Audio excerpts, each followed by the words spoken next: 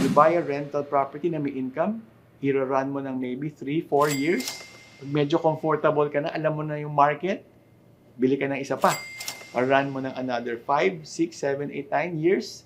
Pag medyo comfortable ka na, bili ka na naman ng isa, bili ka na naman ng isa, bili ka na naman ng isa.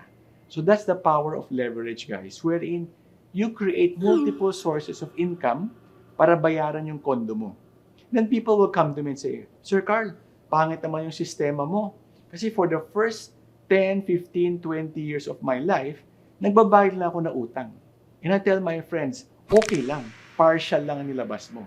At kinuha mo yung bangko to partner with you para siya na lang ang babayaran mo dahan-dahan using the money na binigay nung property, nung rental.